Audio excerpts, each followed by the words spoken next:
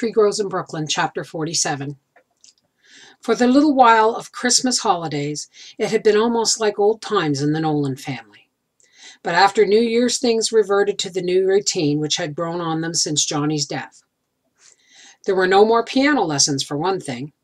Francie hadn't practiced in months. Neely did his piano playing evenings in the neighborhood ice cream saloons.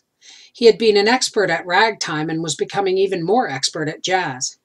He could make a piano talk, so people said, and he was very popular. He played for free sodas. Sometimes Sheafley gave him $1 on a Saturday night for playing the whole evening. Francie didn't like it and spoke to her mother about it. "I wouldn't let him, Mama," she said. "But where's the harm in it? You don't want him to get into the habit of playing for free refreshments like—" She hesitated. Katie picked up the sentence. "Like your father?" "No, he'd never be like him. Your father never sang the songs he loved, like Annie Laurie or The Last Rose of Summer. He sang what the people wanted, Sweet Adeline and Down by the Old Mill Stream. Neely's different. He'll always play what he likes and not care 2 cents whether anyone else likes it." "You're saying, then, that Papa was only an entertainer and that Neely is an artist?" "Well, yes," admitted Katie defiantly. "I think that's carrying mother love a little too far." Katie frowned, and Francie dropped the subject. They had stopped reading the Bible and Shakespeare since Neely started high school. He reported that they were studying Julius Caesar, and the principal read from the Bible each assembly period, and that was enough for Neely. Francie begged off reading at night because her eyes were tired from reading all day. Katie did not insist, feeling that they were now old enough to read or not, just as they wished. Francie's evenings were lonely. The Nolans were together only at the supper hour, when even Laurie sat up to the table in her high chair. After supper, Neely went out, either to be with his gang or to play at some ice cream saloon. Mama read the paper, and then she and Laurie went to bed at 8 o'clock. Katie was still getting up at 5 in order to have most of her cleaning done while Francie and Neely were in the flat with the baby. Francie seldom went to the movies because they jumped around and hurt her eyes. There were no shows to go to. Most of the stock companies had gone out of existence. Besides, she had seen Barrymore and Galsworthy's Justice on Broadway, and she was spoiled for stock companies after that. That past fall, she had seen a movie she liked, War Brides, with Nazimova. She had hoped to see it again, but read in the papers that because of the imminence of war, the film had been banned. She had a wonderful memory of journeying to a strange part of Brooklyn to see the great Sarah Bernhardt in a one-act play in a Keith vaudeville house. The great actress was past 70, but looked half that age from the stage. Francie couldn't understand the French, but she gathered that the play was written around the actress's amputated leg. Bernhardt played the part of the French soldier who lost his leg in the war. Francie caught the word boucher from time to time. Francie would never forget the flaming red hair and the golden voice of Bernhardt. She treasured the program in her scrapbook. But those had just been 3 evenings out of months and months of evenings. Spring came early that year, and the sweet warm nights made her restless. She walked up and down the streets and through the park, and wherever she went, she saw a boy and a girl together, walking arm in arm, sitting on a park bench with their arms around each other, standing closely and in silence in a vestibule. Everyone in the world but Francie had a sweetheart or a friend. She seemed to be the only lonely one in Brooklyn. March 1917. All the neighborhood could think of or talk about was the inevitability of war. A widow living in the flats had an only son. She was afraid he'd have to go and would be killed. She bought him a cornet and made him take lessons, figuring he'd be put in the army band and play at parades and reviews only and be kept away from the front. People in the house were tormented almost to death by his incessant fumbling cornet practice. One harassed man, made crafty by desperation, told the mother that he had inside information that the military bands led the soldiers into action and invariably were the first ones killed. The terrified mother pawned the cornet immediately and destroyed the pawn ticket. There was no more dreadful practicing. Each night at supper, Katie asked Francie, "Has the war started yet?" Not yet, but any day now. Well, I wish it would hurry up and start. Do you want war? No, I don't. But if it has to be, the sooner the better. The sooner it starts, the quicker it will end. Then Sissy created such a sensation that the war was pushed into the background temporarily.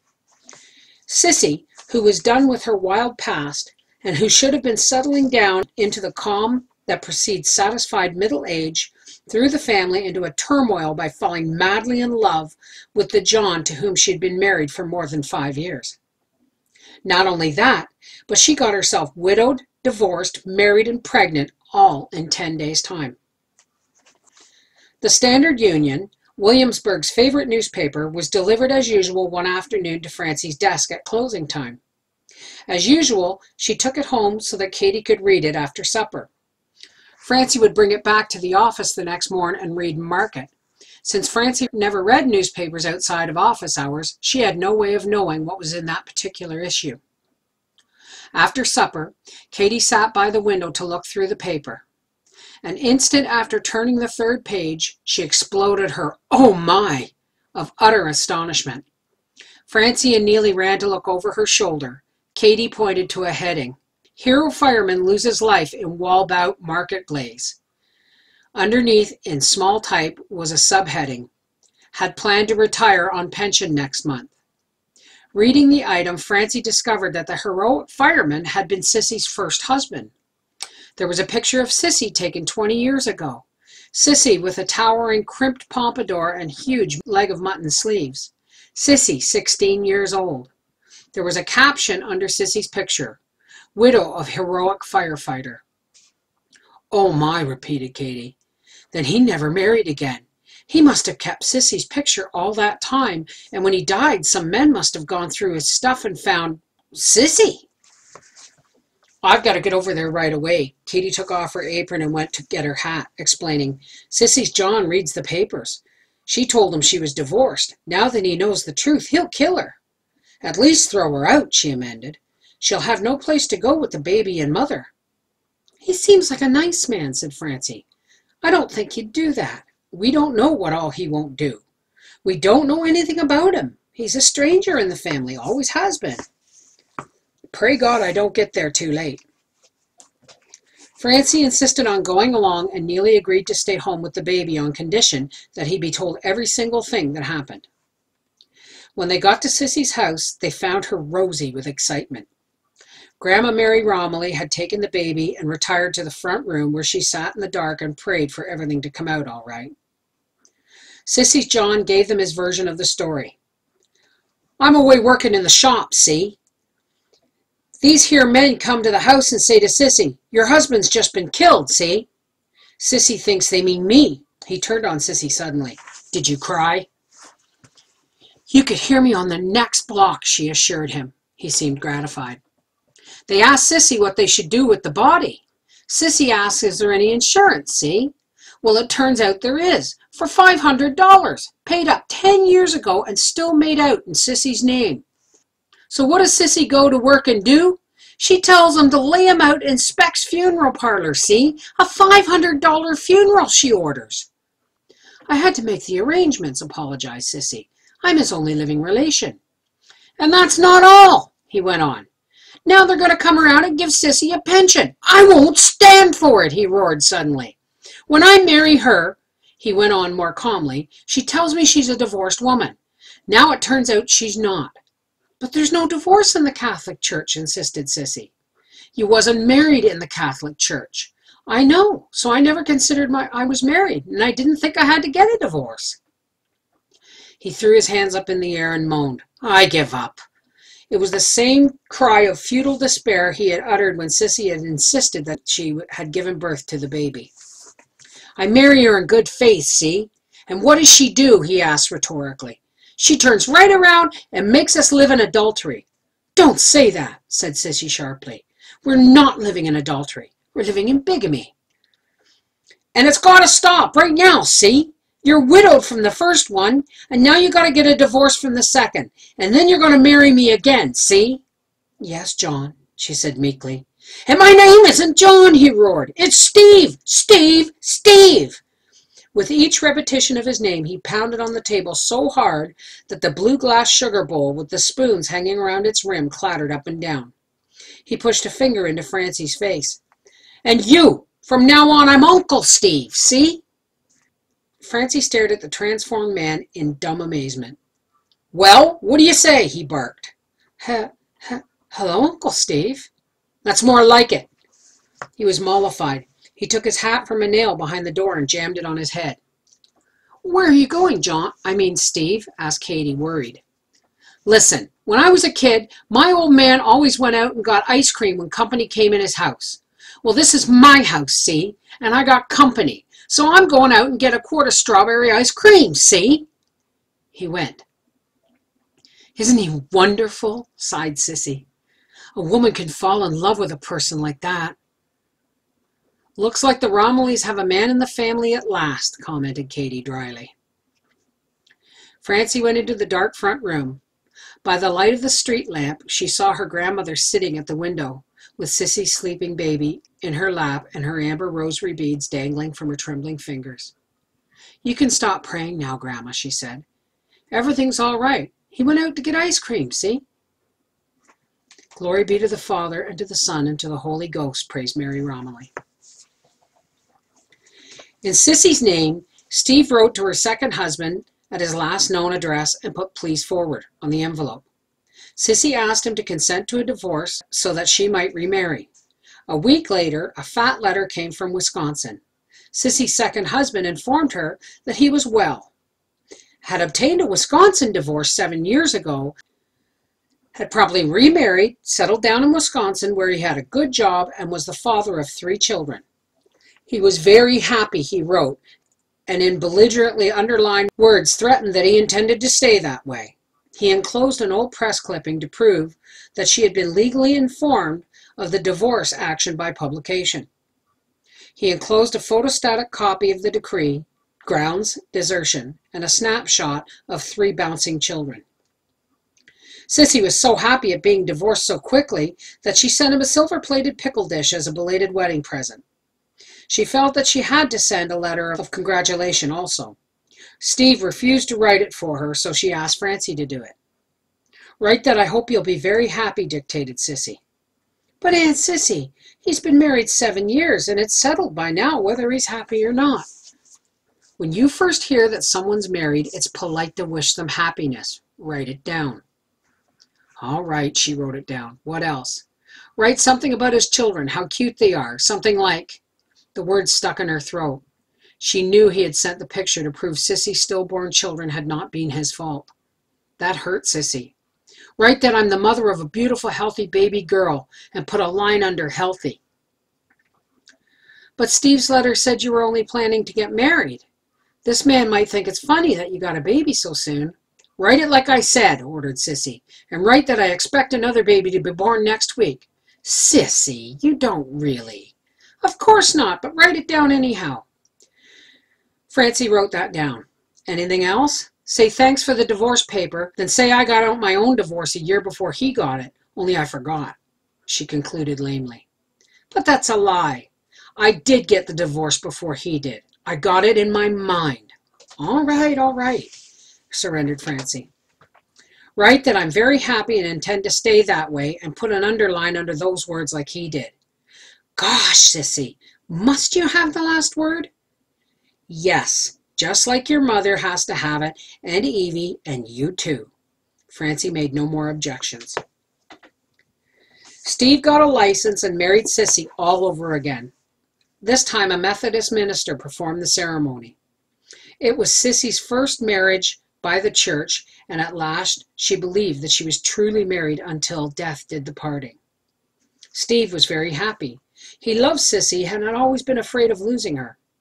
She had left her other husbands casually and with no regrets. He had been afraid that she'd leave him too, and take with her the baby whom he had grown to love dearly.